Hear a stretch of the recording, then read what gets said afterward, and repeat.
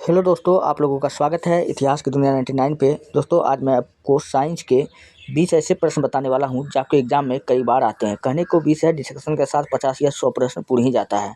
तो चलिए इन प्रश्नों को काफ़ी गहराई के साथ हम समझ करके सॉल्व करते हैं। पहला प्रश्न है, प्रकाश में 7 रंग होता है, रंगों को अलग करने की क्या तरीका है? हम सब जानते हैं कि प्रकाश में 7 रंग होता है। अगर इन रंगों को दोस्तों अगर हमको अलग करना पड़ेगा तो हमको प्रिज्म लेना पड़ेगा। क्या लेना पड़ेगा? और इस प्रिज्म के सहायता से हम इन रंगों को अलग कर लेते हैं। तो खोजिए ऑप्शन में कहाँ पर हमको दिख रहा है। एक प्रिज्म से रंगों को अलग अलग किया जा सकता है, बिल्कुल सही किया जा सकता है, ऑप्शन नंबर सही है। फिल्टर से रंगों का अलग अलग किया जा सकता है, फिल्टर से थोड़ा बहुत दिक्कत होगा, तो बेस्ट ऑप्शन यही है। और क्या है, पौधे से रंगों को अलग अलग किया जा सकता है, ये भी बात बिल्कुल सही गलत है। रंगों को अलग अलग नहीं किया जा सकता है, नहीं किया जा सकता है। प्रिज्म की सहायता से सबसे अच्छे तरीक़ा से किया जाता है। इस प्रश्न का ऑप्शन नंबर ए क्या हो जाएगा? बिल्कुल राइट हो जाएगा। अच्छा, प्रकाश जब प्रिज्म में जब प्रवेश करती है तो यह 7 रंगों में विभक्त हो जाती है। कितने रंगों में विभक्त हो जाती है? 7 रंगों में विभक्त हो जाती है। और इसी घटना को हम लोग क्या कहते हैं? वर्ण विक्षेपण कहते हैं। 7 अलग अलग रंग में जो विभक्त हो जाती है, इस घटना को हम लोग क्या कहते हैं?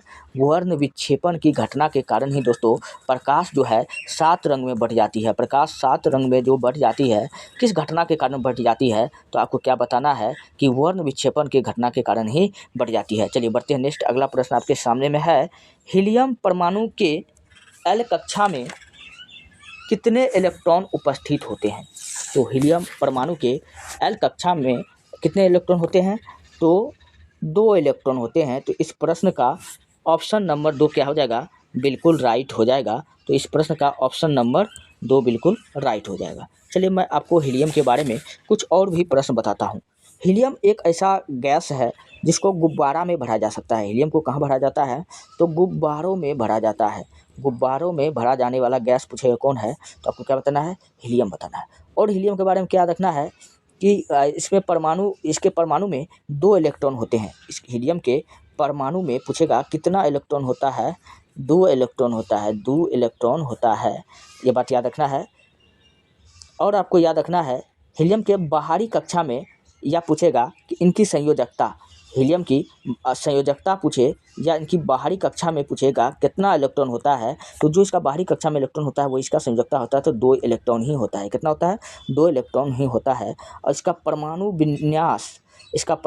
विन्यास पूछेगा क्या होता है, तो 1s2। परमाणु विन्यास कितना होगा? 1s2। ये इसका क्या है? परमाणु विन्यास है। आपको ये बात याद रखना है, परमाणु विन्यास है। और इसकी संयोजकता, सॉरी दोस्तों, इसकी संयोजकता पूछे तो 0 होती है। हीलियम की संयोजकता क्या हो जाएगा? 0 होगा। हीलियम की संयोजकता पूछेगा क्या होगा, तो संयोजकता 0 होगा। क्या होगा? 0 होगा। माफ़ करना, संयोजकता क्या होगा? 0 होगा। चलिए बढ़ते हैं नेक्स्ट। अगला प्रश्न आपके सामने में है। अगला प्रश्न है, लोहे पर जंग लगना किस प्रकार की अभिक्रिया के उदाहरण है? तो लोहे पर जंग लगना, यह जो अभिक्रिया है यह रासायनिक अभिक्रिया है। क्या है? रासायनिक अभिक्रिया है। तो इस प्रश्न का ऑप्शन नंबर बी क्या हो जाएगा? बिल्कुल राइट हो जाएगा। रासायनिक अभिक्रिया है, किस प्रकार की अभिक्रिया का उदाहरण है? और इस अगर कहेगा कि यह कौन सा अभिक्रिया है, लोहे पर जंग लगना किस अभिक्रिया के कारण होता है, तो आपको बताना है रेडॉक्स अभिक्रिया। क्या बताना है?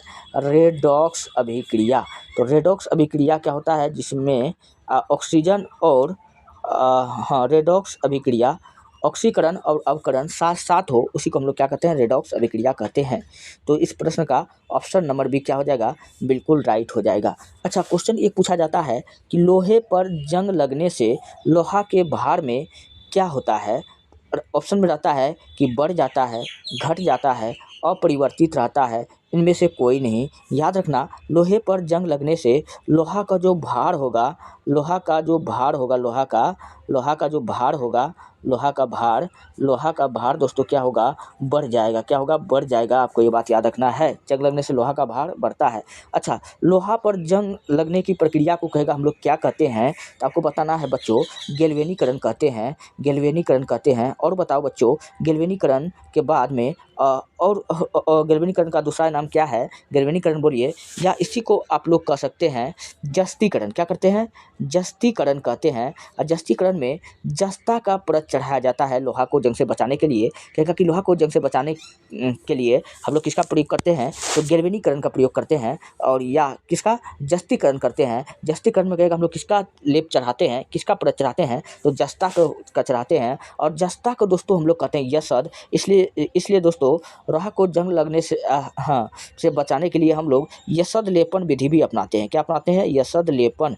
यशद लेपन आप लोग को समझ में आ गया होगा, क्योंकि जस्ता को ही हम लोग क्या कहते हैं, यशद लेपन बोलिए या जस्तीकरण बोलिए या गैल्वेनीकरण बोलिए, ये सब एक ही नाम है, सबका उद्देश्य एक ही होता है, लोहा पर जंग लगने से बचाने के लिए।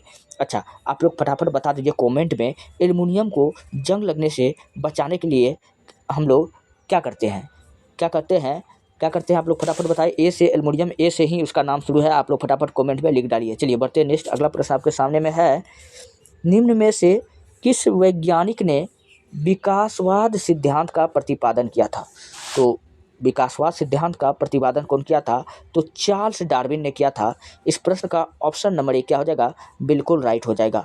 चार्ल्स डार्विन का एक किताब है, काफ़ी फेमस किताब है, कई बार एग्जाम में पूछा जाता है, the origin of species, the ORIGIN, origin of species. ये किताब पूछेगा किसका है, तो आपको क्या बताना है, चार्ल्स डार्विन का है। और डार्विन ने सिद्धांत दिया था, आपको इसके सिद्धांत का नाम याद रखना है, प्रकृति के चयनवाद सिद्धांत। क्वेश्चन पूछेगा कि प्रकृति के चयनवाद सिद्धांत कौन दिया था, प्रकृति के चयनवाद सिद्धांत कौन दिया था, चार्ल्स डार्विन ने दिया था। कौन दिया था, चार्ल्स डार्विन ने दिया था, आपको ये बात याद रखना है। चलिए बढ़ते हैं नेक्स्ट अगला प्रश्न की ओर। अगला प्रश्न है, चींटी के डंक में कौन सा अम्ल पाया जाता है। तो चींटी के डंक में जो पाया जाता है मेथोनोइक अम्ल। ऑप्शन में अगर ये ना दिखे तो आपको दिखेगा, क्या दिखेगा, फॉर्मिक अम्ल। क्या दिखेगा, तो फॉर्मिक अम्ल चींटी के डंक में पाया जाता है। फॉर्मिक बोलिए या मेथोनोइक बोलिए, यह अम्ल किस में पाया जाता है, तो चींटी में पाया जाता है। चलिए अच्छा, लैक्टिक अम्ल पूछेगा किस में पाया जाता है, तो दूध दही में। क्वेश्चन पूछेगा कि दूध दही में कौन सा अम्ल पाया जाता है, तो लैक्टिक अम्ल पाया जाता है। एसिटिक अम्ल या सिरका में पाया जाता है, किसमें पाया जाता है, सिरका में। सिट्रिक अम्ल खट्टा पदार्थ में पाया जाता है, किसमें पाया जाता है, खट्टा पदार्थ में क्या पाया जाएगा, सिट्रिक अम्ल पाया जाएगा। नींबू में भी पाया जाएगा। और आपसे क्वेश्चन पूछ लिया जाएगा इमली में। इमली होता है खट्टा, खट्टा खाने के बाद दांत टर टर करता है, तो टार्ट्रिक अम्ल। क्या, टार्ट्रिक अम्ल। चलिए बढ़ते हैं नेक्स्ट, अगला प्रश्न आपके सामने में है, जंग लगने पर लोहे के भार में क्या परिवर्तन होता है। पीछे जस्ट हम आपको समझा करके आए हैं कि अगर भैया लोहा में जंग लगेगा तो सीधा बात जानिए कि जंग लगेगा तो इन सोचेगा इसका भार घट जाता है।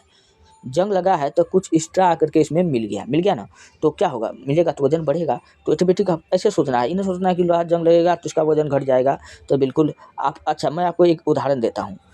अगर आपसे कोई पूछे कि 10 केजी रुई 10 केजी रुई में 10 केजी रुई ज़्यादा वजन है, 10 केजी रुई ज़्यादा वजन है या 10 केजी लोहा ज़्यादा वजन है, 10 केजी लोहा ज़्यादा वजन है, फटाफट बताइए आप लोग फटाफट।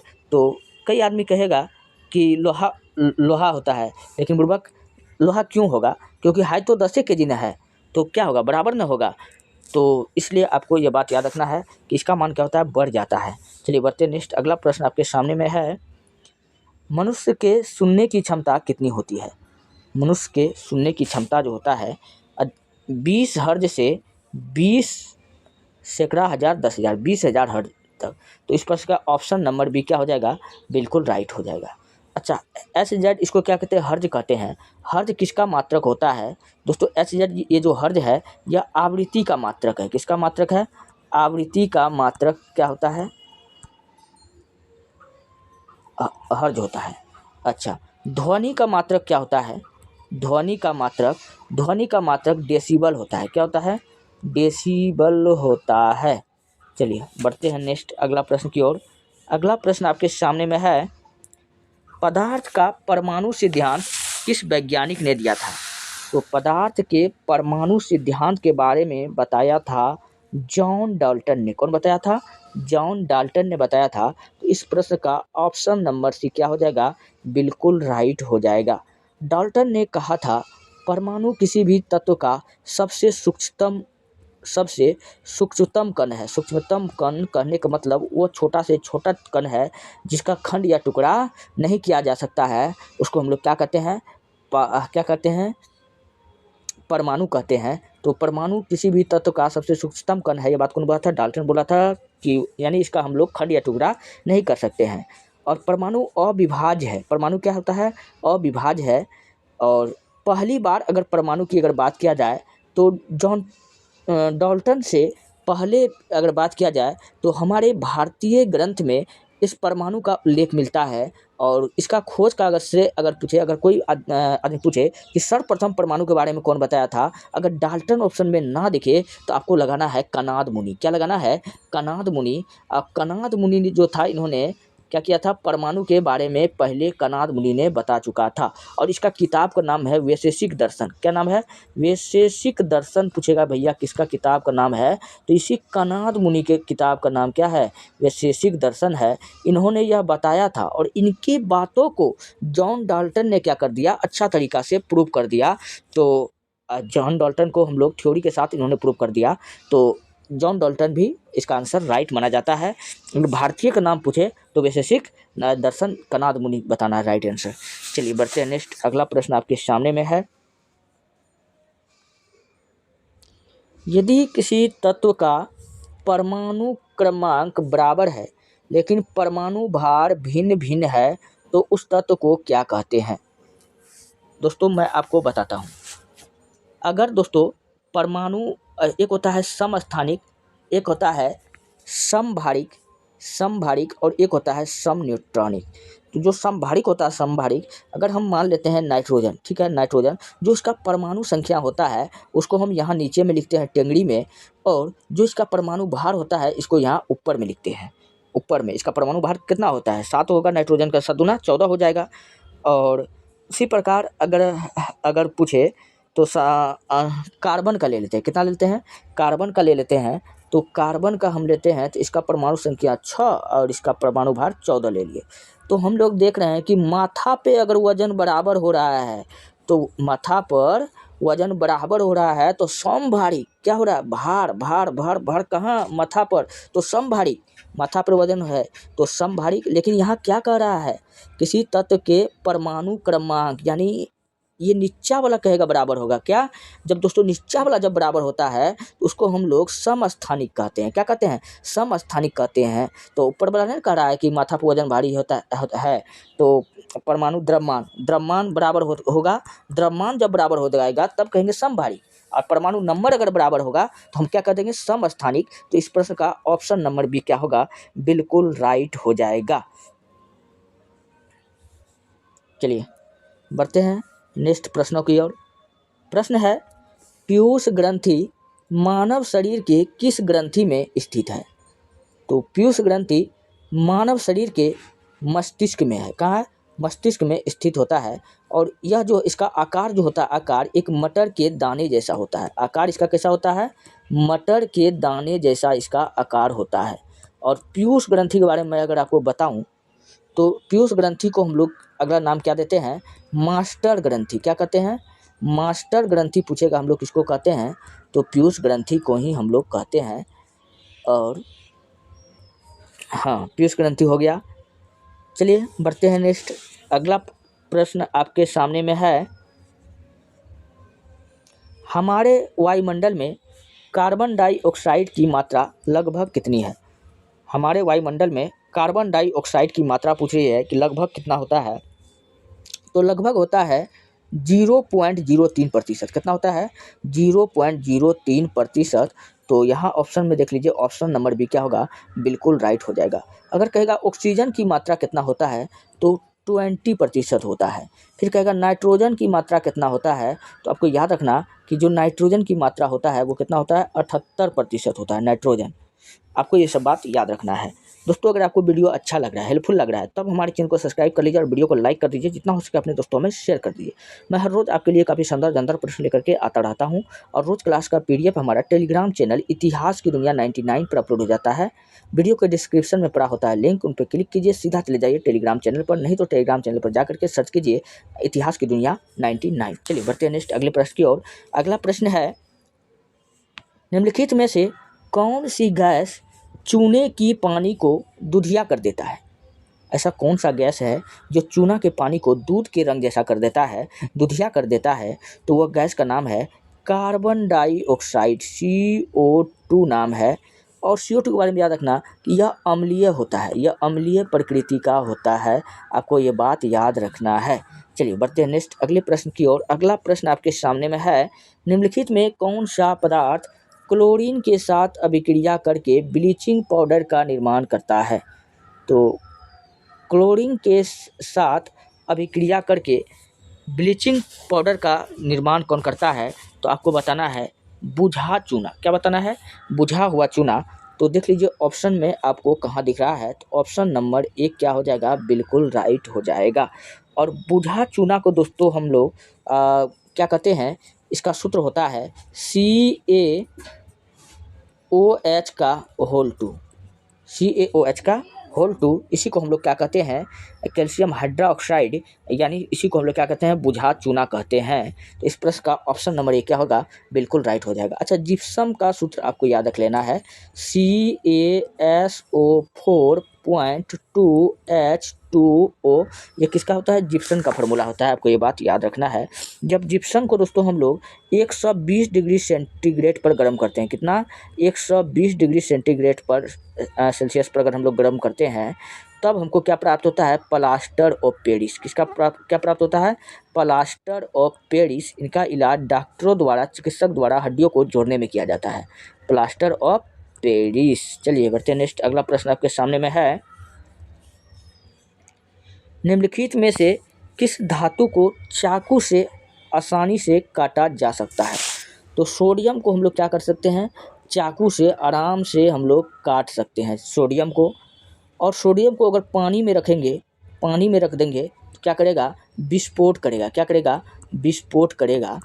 और सोडियम को केरोसिन में रख देंगे, केरोसिन में रख देंगे तो यह शांत रहेगा। याद रखना, सुरक्षित रहेगा। केरोसिन में कहाँ, सोडियम को कहाँ सुरक्षित रखा जाता है, क्वेश्चन पूछेगा तो आपको क्या बताना है? केरोसिन में। जल में रखोगे तो विस्फोट कर जाएगा, चाकू से ये आराम से कट जाएगा। ऐसा कौन सा धातु है कहेगा जिसको चाकू से काटा जाता है? तो सोडियम बताना है। और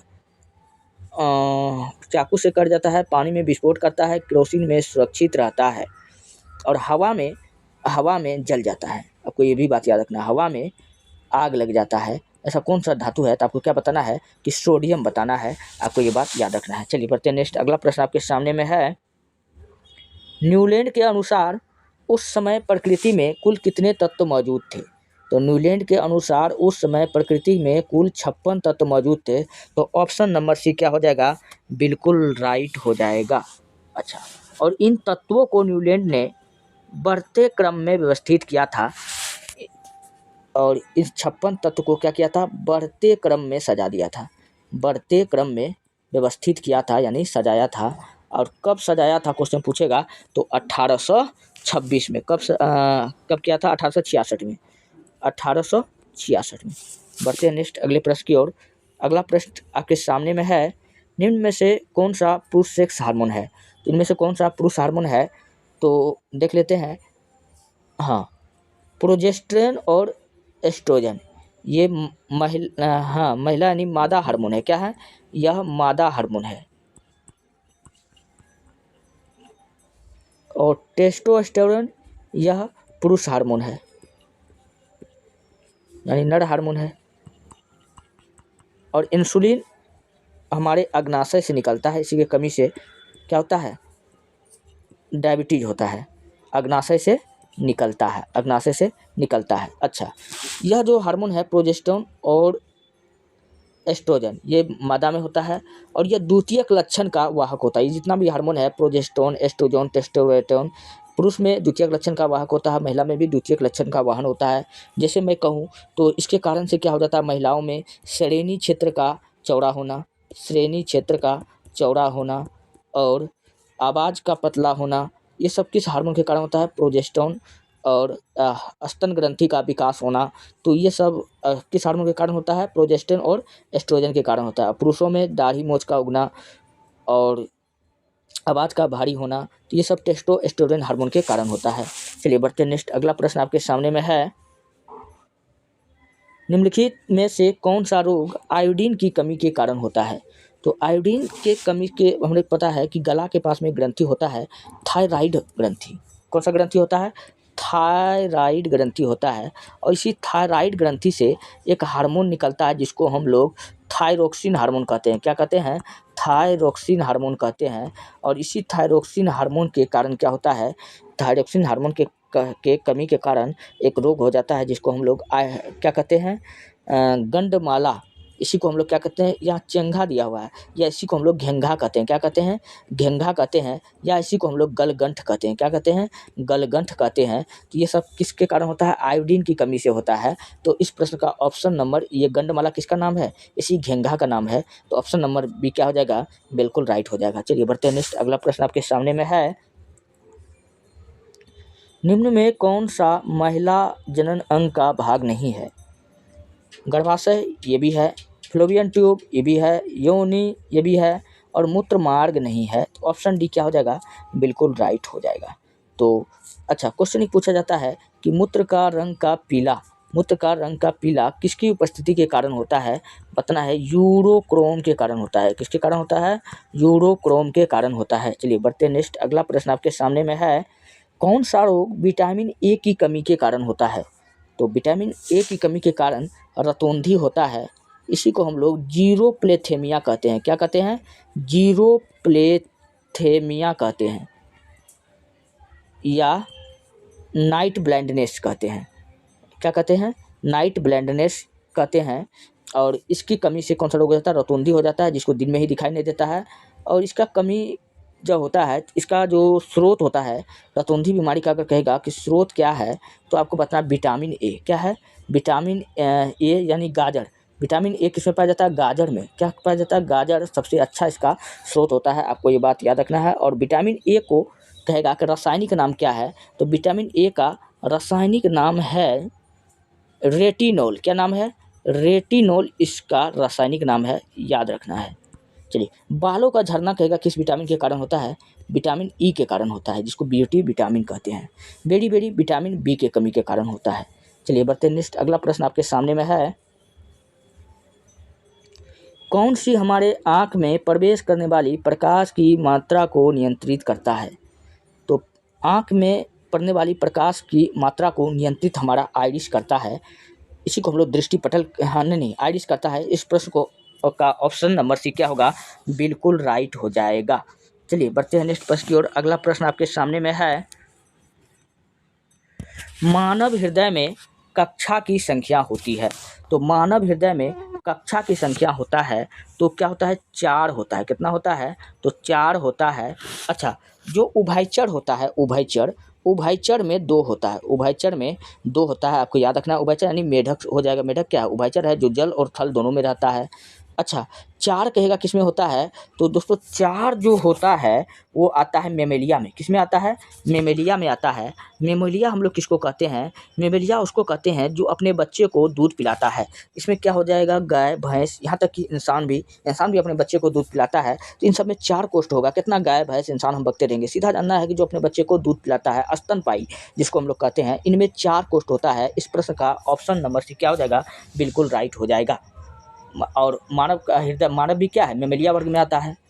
और एक होता है रेप्टेलिया। क्या होता है?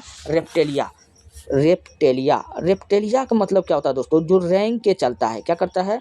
जो रेंग के चलता है।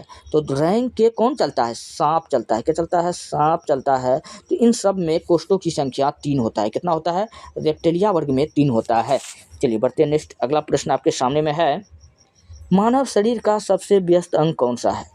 तो हम सब जानते हैं कि मानव शरीर का सबसे व्यस्त अंग कौन सा है? हृदय है। ये अच्छा है, चल रहा है, सबसे ज़्यादा व्यस्त है, अगर कम हो जाएगा तो मरिए जाएगा। अच्छा है, बिजी है, व्यस्त है, तो अच्छा ना है हृदय। तो हृदय कितना बार धड़कता है 1 मिनट में? 72 बार धड़कता है। कितना बार धड़कता है? 72 बार धड़कता है। और हृदय की जाँच के लिए हृदय की जाँच के लिए हम लोग कौन सा टेस्ट करते हैं? तो हम लोग करते हैं EEG, इलेक्ट्रोएन्सेफेलोग्राफ करते हैं, ठीक। ECG इलेक्ट्रोकार्डियोग्राफ, ECG का हम लोग प्रयोग करते हैं हृदय का जाँच के लिए। अच्छा, बढ़ते हैं नेक्स्ट प्रश्न की ओर। अगला प्रश्न आपके सामने में है, मानव शरीर की सबसे बड़ी हड्डी कौन सी है? अब ये भी बात कहने की बात है, कितना बार बताएंगे? जांघ की हड्डी। इसको क्या कहते हैं? फीमर कहते हैं। क्या कहते हैं? फीमर कहते हैं। सबसे छोटी पूछ लेता तो कान की हड्डी, और इसको हम लोग क्या कहते हैं? कान की हड्डी को सबसे छोटी को हम लोग स्टेपिस कहते हैं। क्या कहते हैं? स्टेपिस कहते हैं। चलिए बढ़ते हैं नेक्स्ट प्रश्न। अगला प्रश्न आपके सामने में है, मनुष्य में समान रक्तदाब होता है। मनुष्य में समान रक्तदाब जो होता है, कितना होता है? तो ये होता है 120/80, और इसी को हम लोग कहते हैं सिस्टोल बट्टे डायस्टोल। क्या कहते हैं? सिस्टोल बट्टे डायस्टोल कहते हैं। और इसका क्या काम होता है दोस्तों? आप जब बीपी नापते हुए देखे होंगे तो वही होता है रक्तदाब, जिसको हम लोग ब्लड प्रेशर कहते हैं। क्या कहते हैं? ब्लड प्रेशर कहते हैं इंग्लिश में। अब समझ में आ गया होगा।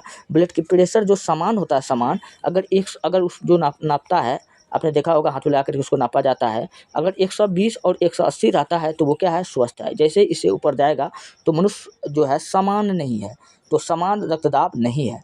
अगर इससे ज़्यादा हो जाएगा, रक्तदाब बढ़ जाएगा, तो उसको कहते हैं हाइपरटेंशन। क्या कहते हैं? हाइपरटेंशन कहते हैं, हाई ब्लड प्रेशर जिसको हम लोग कहते हैं। चलिए बढ़ते हैं नेक्स्ट। अगला प्रश्न आपके सामने में है। अच्छा, एक प्रश्न और है। अब ब्लड प्रेशर का माप कहेगा हम लोग किससे करते हैं? तो हम लोग जो इसका माप करते हैं स्फिग्नोमीटर से। किसका करते हैं? स्फिग्नोमीटर से हम लोग करते हैं। चलिए बढ़ते हैं नेक्स्ट। अगला प्रश्न आपके सामने में है, कोशिका की आत्महत्या की थैली किसे कहा जाता है? तो कोशिका के आत्महत्या की थैली हम लोग लाइसोसोम को कहते हैं। तो इस प्रश्न का ऑप्शन नंबर 1 क्या होगा? बिल्कुल राइट हो जाएगा। अच्छा, राइबोसोम को हम लोग क्या कहते हैं? प्रोटीन की फैक्ट्री कहते हैं। क्या कहते हैं? प्रोटीन की फैक्ट्री कहते हैं। आपको ये बात याद रखना है। अब गोल्जी काय का खोज कहेगा किसने किया था? तो कैमिनो गोल्जी काय ने। कौन किया था? कैमिनो गोल्जी काय ने किया था। और ये गोल्जी काय करता क्या है? हमारे शरीर में ऊर्जा का परिवहन करता है। कहेगा गोल्जी काय का कार्य क्या है? तो बता देना भैया, शरीर में जो है ना, शरीर में ऊर्जा का परिवहन करता है। क्या करता है? ऊर्जा का परिवहन करता है।